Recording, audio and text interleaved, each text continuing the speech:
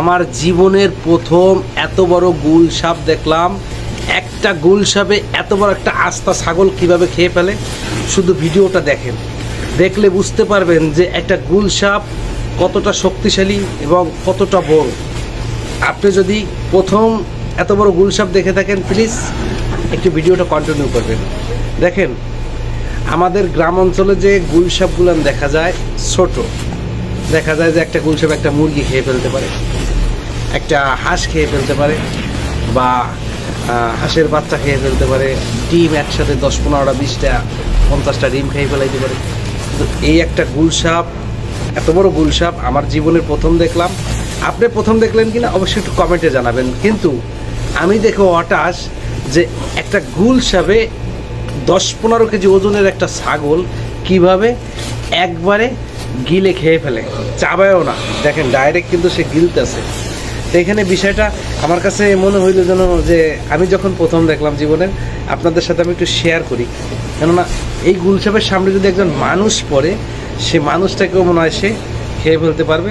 সেই অ্যাবিলিটি এই গুলসাপটার আছে, আমার যেটা ধারণা। এখন আপনাদের ধারণা, আপনাদের মতামত আপনারা জানাইতে পারেন, আপনারা বলতে পারেন কমেন্ট বক্সে। কমেন্ট বক্স আপনাদের জন্য। আর ভিডিওটা আপনাদের কেমন লাগতেছে সেটা একটু কমেন্টে জানাবেন। কেননা এই ধরনের ভিডিও যদি আপনারা বলেন যে না ভালো লাগে, সেক্ষেত্রে আমি এই ধরনের ভিডিওগুলো তৈরি করব। আমি কিন্তু ভিডিও তৈরি করি, বিশেষ করে আমি কোনো বাহিরে কোথাও যেতে পারি না। আমার এই কোম্পানির যে রুম, এখানে দাঁড়াইয়ে, এই গাড়ির সামনে দাঁড়াইয়া ভিডিও বানাই। তো একটু ভালোবাসা দেবেন, যে ভালোবাসাতে আমি আমার সফলতার দ্বার প্রান্তে যেতে পারি।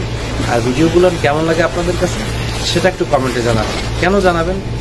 আপনাদের মতামতের পরে নির্ভর করে আসলে আমি এখানে কাজ করতে পারবো কিনা।